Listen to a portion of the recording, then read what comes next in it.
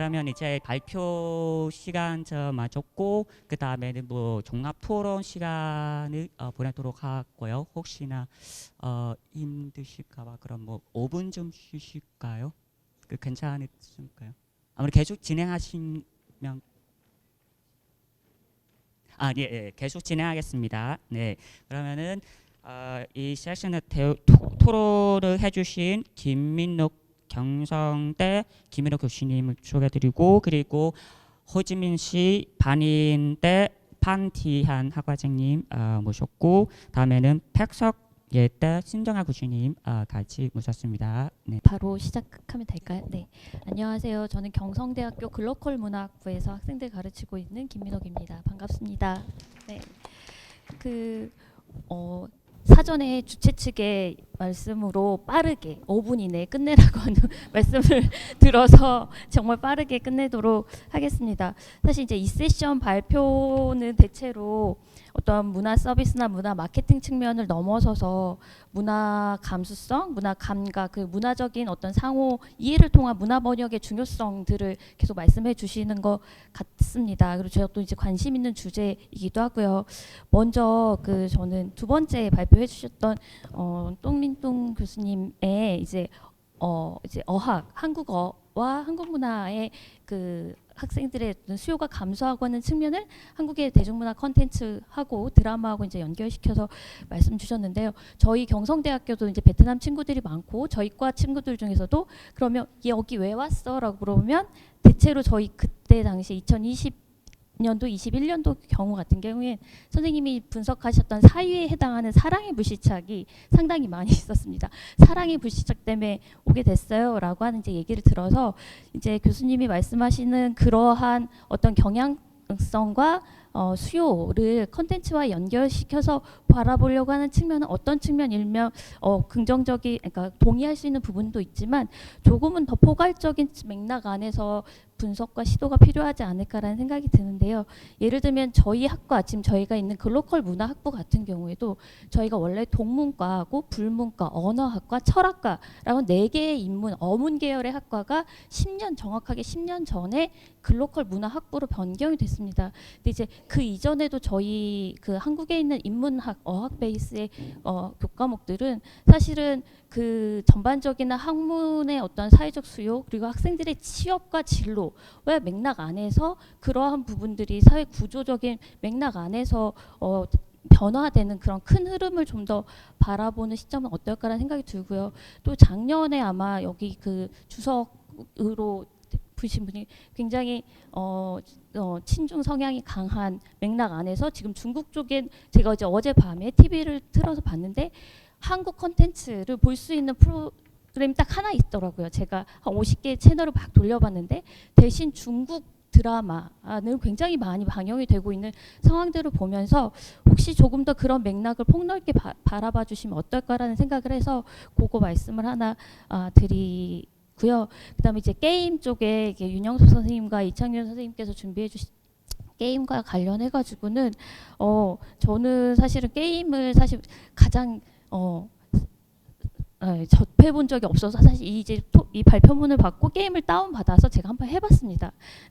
네, 해봤는데 솔직히 말해서 이게 저도 이제 아까 잠깐 교수님께서도 언급하셨지만 미니홈피 세대입니다. 그래서 미니홈피를 꾸미고 해서 이거 미니홈피하고 비슷한 한데 저희들 일촌 신청을 하고 네트워크를 형성해서 하는 건 유사한 프로그램을 가지고 있었습니다. 그래서 아까 교수님께서도 말씀 주셨었는데 이 성공 요인과 관련돼서 어떤 마케팅이라든지 구조적인 측면에서도 말씀을 주셨지만 어떠한 측면에서 저는 강한 소셜 네트워크 안에서 어떠한 강한 네트워크 연대가 이것들을 강화시키고 있는 게 아닐까라고 생각이 들었습니다. 만약에 로블록스가 먼저 여기를 장악했다면 그 안에서 그 연대가 그 안에서 강화되지 않을까. 그래서 제가 이거 받고 저희 이제 초등학교 아이를 두고 있는 저희 친구들한테 물어봤는데 친구들은 거의 그 한국의 초등학생들은 이걸 거의 접하지 못했다고 하더라고, 이 게임 자체를. 그래서 그런 맥락에서 아까 여러 가지 성공 요인에 대해서 분석해 주시고 또 사실 굉장히 치밀하게 정량평가나 이런 부분들에 대해서 말씀을 주셨는데 여기 부분들에서 좀 개별적인 사례 안에서 특히나 이 강한 연대, 아까도 말씀드렸듯이 한국에서는 지금 이 성공령의를 소셜 놀이터, 베트남의 소셜 놀이터라는 평가를 하고 있던데, 그 놀이터 안에서의 어떤 연대가 어떤 맥락에서 이루어지는지 조금 추가적으로 좀 그 부분을 설명 듣고 싶었습니다. 네, 여기까지 하겠습니다.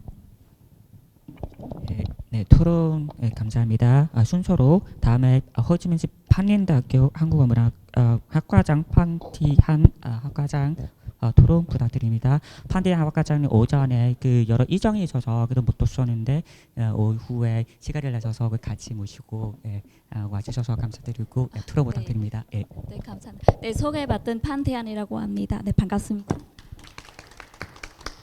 네, 제가 바로 토론을 시작하겠습니다. 오늘 저는 여러의 그 논문을 들으면서 많이 배우게 되는데요. 특히 제가 오늘 오후에 발표하게 된 5편의 논문 중에서 제가 송현희 선생님의 논문을 제가 토론하게 되는데요. 사실은 처음에 저는 이쪽은 제가 전공 분야 아니라서 좀 용기 내기가 좀 그랬습니다. 근데 송현희 선생님께서는 전북대 출신이시더라고요. 근데 얼마 전에 실은 저희하고 전북대하고는 그 학술 대회도 했었고 뭐 캡스톤 디자인도 했어서 애가 지인이다 라고 생각하고 그렇게 이렇게 토론하게 됐습니다. 그 유단 교수님께도 감사의 말씀을 드립니다. 네, 저는 또 한국어를 가르치는 사람으로서 이거를 보면서 그 K 드라마나 이렇게 이런 그 웹툰을 사용해서 어떻게 한국어 교육에 어떻게 적용할 수 있을까라는 생각을 새삼을 깨닫게 되었고요.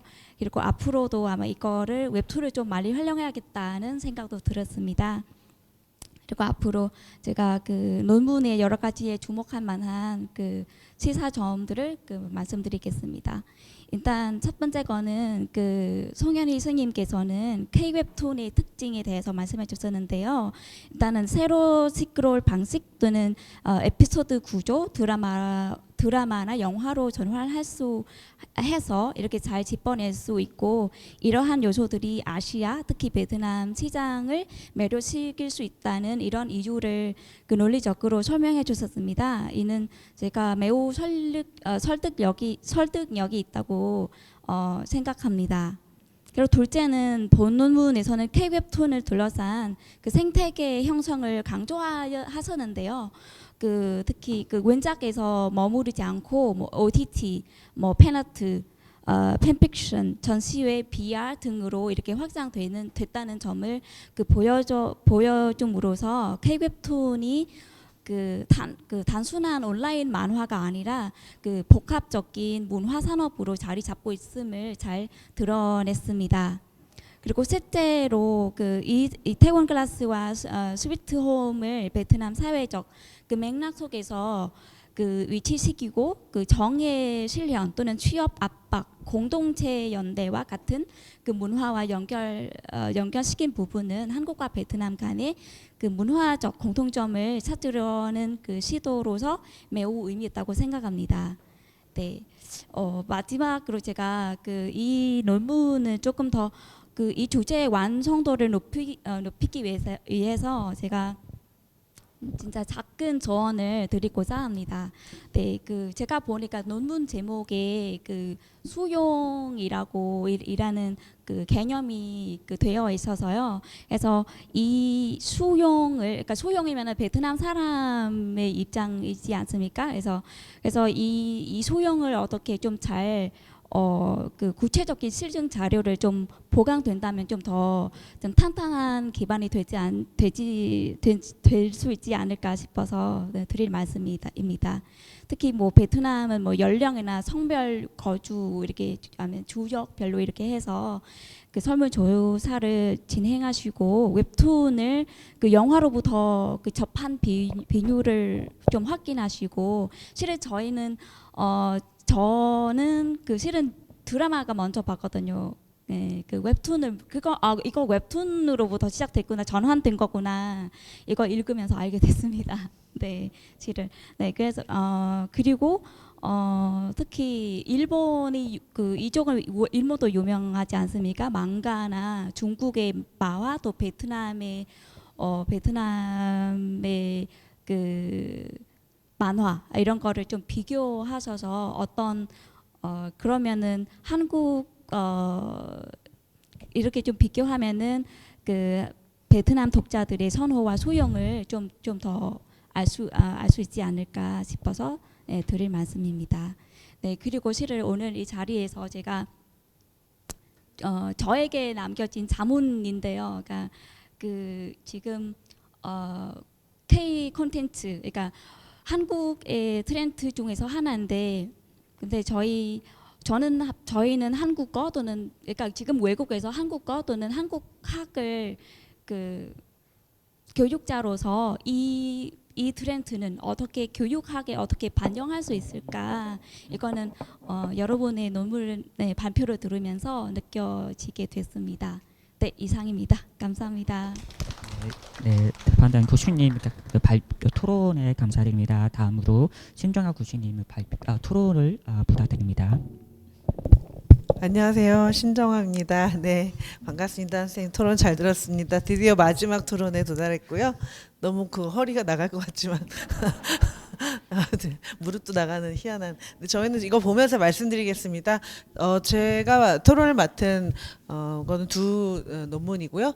우선 턴티 튀히엔 선생님이 쓰셨던 근데 이 글의 목표는 원래는 선생님 말씀하신 것처럼 한국어 학습자 상호문화적 소통 능력 신장을 위한 연구인데, 이제 아무래도 연구 분야가 매우 생소하시고 시간은 한정적이고 언어와 문화 교육의 그 갭이 굉장히 큰데, 그러다 보니까 이제 예절의 차이를 일단 정리를 해주신 것 같아요. 향후 연구에서는 이 예절 차이를 어떻게 그러면 수업으로 가져와서 체험을 할 거야, 대화를 할 거야, 아니면 컨텐츠 속에서 우리 식문화가 어떻게 바뀌고 있는지. 사실은 선생님이 정리해 주신 내용들은 전통 사회에서 많이 이루어졌던 거예요. 저는 어렸을 때 부모님, 저희 이제 아마 다 아실 텐데, 저희도 밥상머리에서 떠들면 입 다물고 밥이나 먹어 이런 소리 엄청 들었거든요. 근데 최근 우리 쯔양이라든지 먹방 유튜버들은 매우 소곤소곤하는 것 같지만 말도 많이 하고 막 와구닥 맛있게 먹잖아요.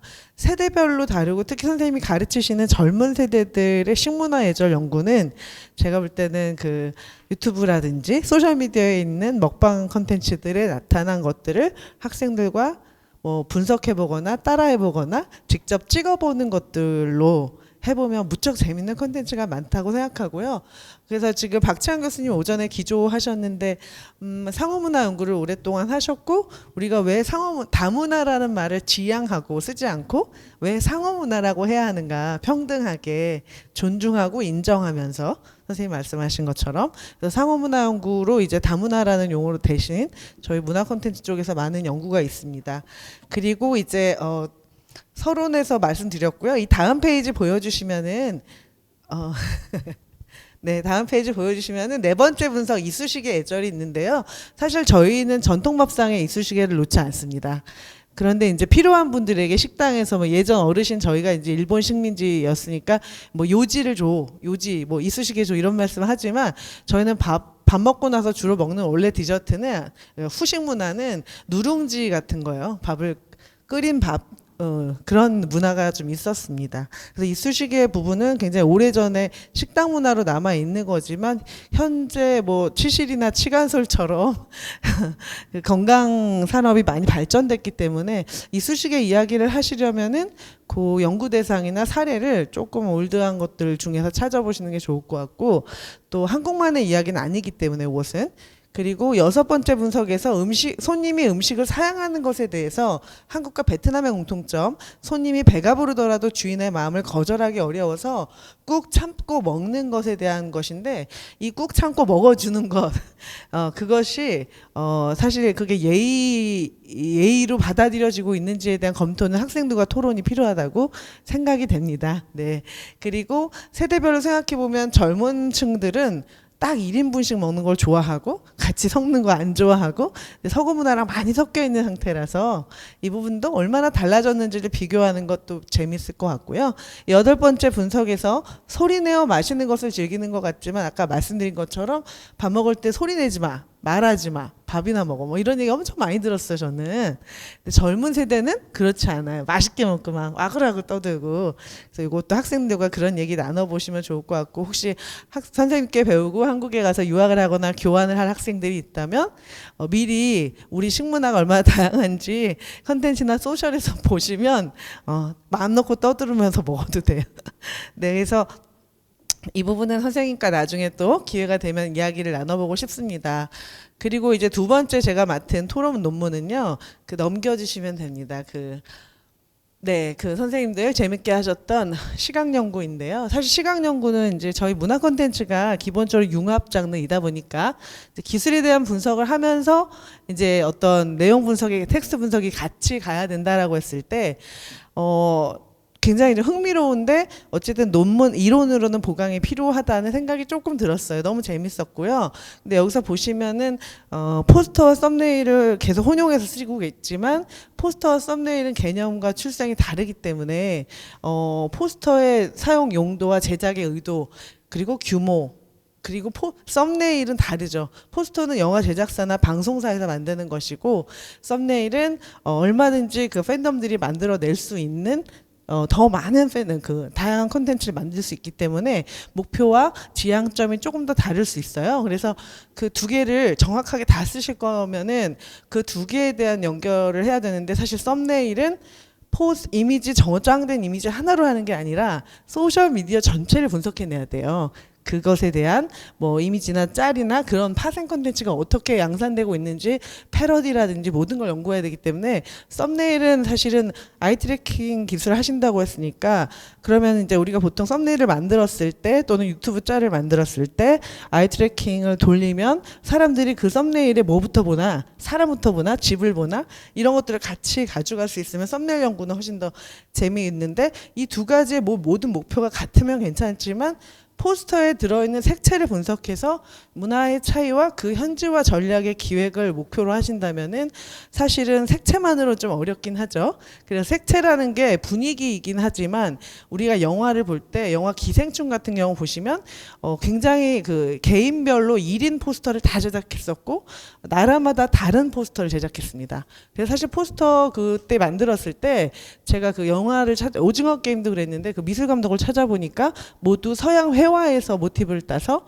호퍼의 그림이라든지 이런 걸로 가져와서 이제 샘플링을 한 건데, 그랬을 때 그냥 포스터를 색감으로 조연하는 게 아니라 캐릭터의 성격과 분위기를 색채로 연결한다거나 또는 그 현지에서 좋아하는 어떤 분위기, 마치 우리가 뭐 게임에서 현지화할 때 배경 바꾸고 이름 바꾸고 이러는 것처럼 그렇게 활용을 하더라고요. 그래서 모바일 퍼스트로, 모바일 온리로 썸네일을 만들 거냐, 아니면 영화나 드라마에서 그냥 오버 더 탑으로 OTT 서비스에 돌아다닐 수 있는 대표 포스터를 만드냐에 따라서 이것은 현지화 전략도 다르지만 타겟팅이 좀 달라질 수 있다. 그래서 캐릭터 중심이면 베트남 VK 컨텐츠로서 포스터의 특성, 그 베트남에서 좋아하시는 캐릭터와 분위기와 색감을 더 살리려면 그 여기서 먹히는 장르와 구도, 같은 가족의 이야기를 다루었어도 여기서 소중하게 생각하는 가족의 구도, 가족의 디자인, 구성, 이런 것들을 좀 염두에 둬서 스토리와 장르를 선생님 연구에 같이 하시면 좋을 것 같아요.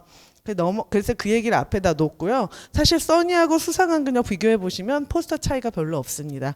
그 이유는 원작이나 이 리메이크 모두가 이거는 배경이나 분위기보다는 인물 캐릭터들의 어떤 활동에 모두 집중돼 있기 때문이에요. 그러니까 스토리가 스릴러라든지 SF 장르들은 분위기나 이런 것들이 어떤 서사에 큰 장르를 영향을 미치지만, 써니 같은 휴먼 드라마는 그 사람의 얼굴과 그 어떤 한 팀, 그리고 표정, 그들이 이끌어내는 하나의 어떤 시너지를 많이 나타내서, 기생충 같은 경우도 분위기는 되게 다르지만 인물의 구도에 굉장한 그 영향을 미치거든요. 그 인물의 구도. 그래서 그런 걸 좀 한번 생각해 보시면 좋을 것 같습니다. 넘겨서 주시면은 이제 네, 그래서 그 이야기 쭉 해서 나중에 조금 더 말씀을 좀 드리고 싶고요. 선생님들이 연구하고 계시는 이제 이 포스터의 색채 미학은 사실 디자인이나 뭐 UX, UI 연구에서도 매우 중요하고 게임 연구에서도 중요한데 저희 이제 문화 콘텐츠 연구에서 저희가 항상 생각하는 것은 이게 텍스트 분석이 아니라 이 연구의 목적이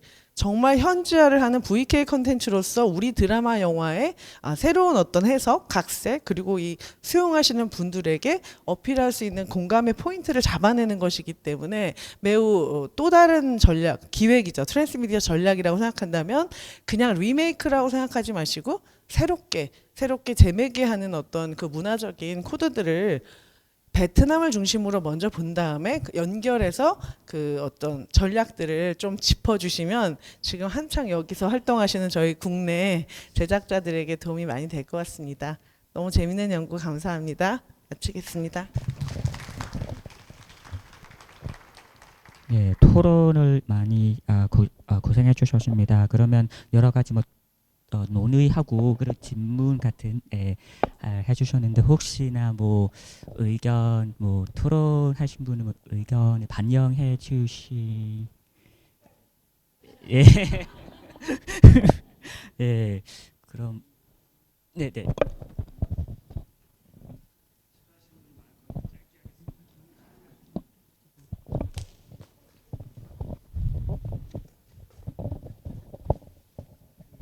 색채 연구의 수용에 대해서 색채 변화에 대한 수용에 대해서 과학적으로 접근하려고 하는 시도는 매우 훌륭하다고 생각하고요.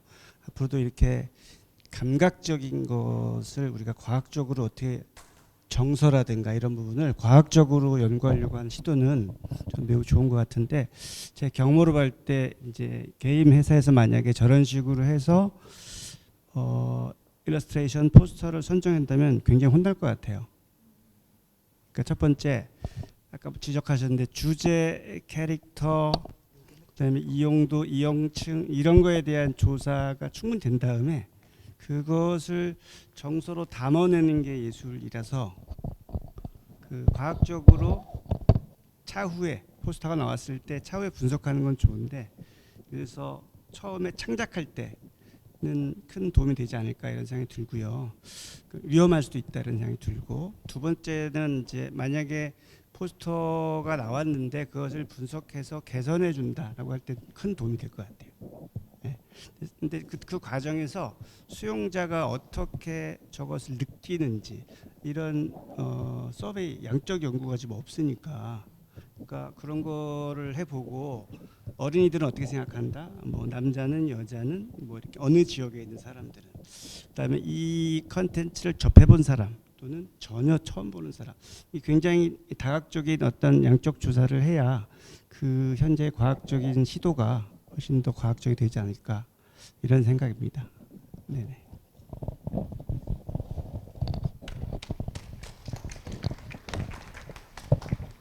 네, 교수님 감사합니다. 우선 이제 저희가 이 연구를 시작하게 된 배경은 사실 저희가 그 창작자로 활동을 하다가 이제 연구에 들어오게 됐어요. 그래서 제가 사진 영상을 전공을 했는데 제가 이런 이미지를 만들 때 항상 고민이 됐던 게 이 이미지를 보는 사람들의 반응을 최대한 어떻게 끌어내야 될까가 사실 제일 고민이었거든요. 그래서 이런 관점에서 봤을 때 사람들이 어떠한 이미지에 좀 더 많이 반응을 하는지 구분을 하고 아까 1세션에서 말씀하셨던 것처럼 그 롤랑 바르트 기호학적 분석을 처음에 사실 그걸 수행하려고 했었어요. 근데 이건 아직 제가 다루기에 좀 더 공부해야 될 내용이 너무 많기 때문에 제가 아무래도 이제 사진을 전공해서 이걸 좀 양적으로 풀어볼 수 있는 방법이 뭐가 있을까 하다가 이 색채를 좀 건드리게 됐던 거거든요. 그래서 아직 이 연구는 좀 시작 단계고요. 말씀하셨던 것처럼 좀 제가 좀 고려해야 되고 좀 더 보강해야 될 부분이 좀 더 많은 거는 사실입니다. 감사합니다.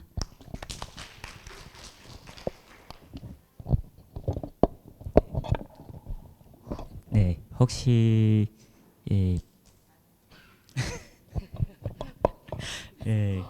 저희 그 교수님들께서 뭐 고생을 많이 뭐 해주시고 그리고 뭐 발표 열심히 해주셨고요. 그러면은 아마 여러분 이에 대해서 뭐 많이 궁금하실 것 거예요. 하지만 이제 시간 좀 시간 관계상 그리고 아마 여기까지 우리 종합 토론 여기까지만 마치면 좋겠다고 생각합니다. 시간 내주시고 고생 많이 하셨고 감사드리는 감사합니다. 네.